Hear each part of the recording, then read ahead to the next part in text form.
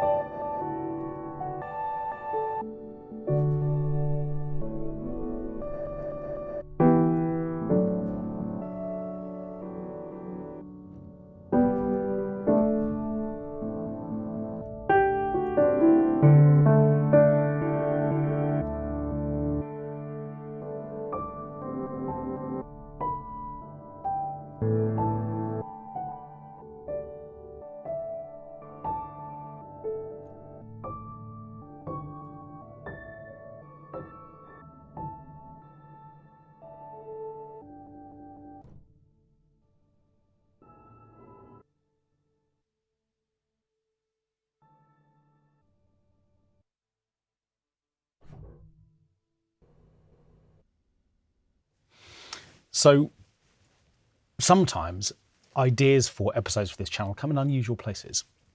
And as you also know, if you watch this channel as often as I make videos for it, you'll know that I really like creating random systems for patterns and creations of notes that maybe take pieces of music to completely different places. And this is, if I'm completely honest, inspired slightly by the fact that for a long time I've been wondering whether or not what I really want to do is to get seriously into modular synthesis. And every time I think, yeah, I'm going to do that, I sort of think, well, yeah, but the sorts of sounds that I want to make with modular synthesis, can I make them in Logic? And this has kind of been an ongoing sort of dilemma that I've had ever since I made the how to make a whole track with one note video, which was inspired very much by that idea of I like creating systems for randomness, and can I only do that if I invest in modular? And the latest version of that question came up when I started thinking, how could we create interesting ideas for manipulating the spatial effects around particular sounds? I'm going to explain what I've got going on within this piece. I've got Logic Studio Piano using the vintage upright, which is my favorite version of this particular instrument, and it's just playing a completely regular patch. If I take out all the nonsense, which is all coming from an auxiliary bus, it just sounds like this. Nothing else happening.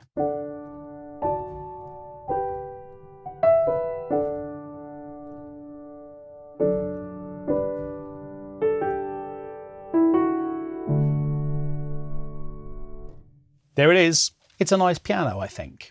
Now, what I've done is to send that sound to an auxiliary bus on which I have added the Quantec Room Simulator, which is rapidly becoming my favourite Logic reverb, and I have set it up on the Yardstick, which is my favourite of the two variants of this particular sound.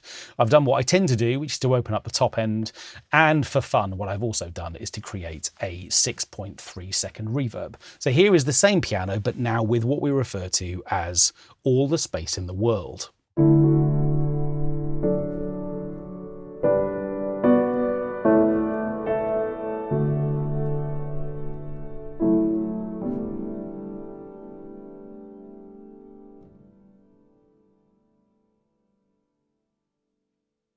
And 6.5 seconds later it stops. But this is where the fun starts, because what I've done after the reverb is to add Beatbreaker. Now, of course, we tend to think about Beatbreaker because of its name as a place where you might apply this kind of processing to beat patterns or things that are particularly rhythmic. Now, this is a really important point. This is being added after the reverb. So the reverb is the thing which is benefiting from all of the craziness which is coming out of Beatbreaker, which I'm going to come to in just a moment, not the original piano. So this plugin is not sitting on the dry signal at all. It's just there to manipulate the reverb. And what I've done is I have chopped this up into a series of individual slices. So in other words, what I've done is to select time variants with variations. We've got little bits of repeat, and actually I think I'm not doing anything to volume at all. So these two individual parameters are being manipulated. And if you want to learn more about the way that Beatbreaker works, I made an episode a long time ago just literally breaking down that was an irresistible thing to say because it's called Beatbreaker, but breaking down the assorted options within here. So definitely go and watch that. If you're wondering what all of this means and what it's doing, go and watch that video. But what I've done here is to simply create time variations and repeat variations. But the crucial thing that I've also done is I've had this play out over 16 beats. In other words, this pattern, no matter what I play on the keyboard, is effectively doing its processing over 4 bars, if we think about the track being in 4/4, after that. So at 120 beats per minute, over 16 beats, what it's doing is it's playing out this pattern, which is why it's moving across the screen so slowly. Just to show you what I mean, if I come back to 4 beats, so in other words, we imagine that all of this processing is happening within 1 bar, we get a totally different result.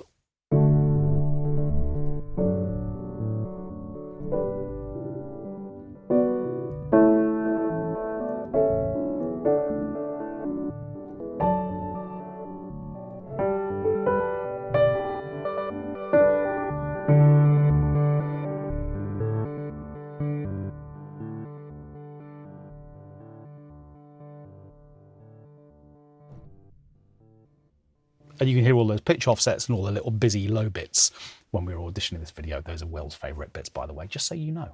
A little insight into Will there.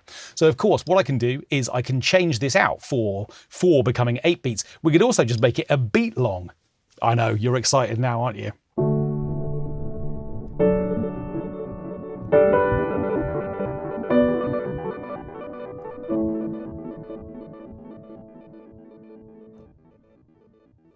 For those of you looking to make modem music, I recommend this particular option.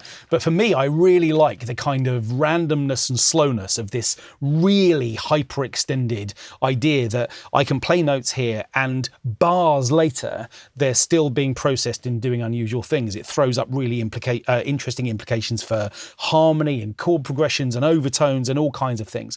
Now, if you're thinking, okay, well, yeah, but it's a lot, isn't it? Well, again, if you've watched the Beatbreaker video, you'll know that what I've got up in the top right-hand corner is a mix dial, which means if I was to take the mix setting down to, I don't know, 40%, I'm still getting all of the reverb, all of the space, but now only 40% of the effect of Beatbreaker, which means that I've got a much more subtle version of what I was playing before.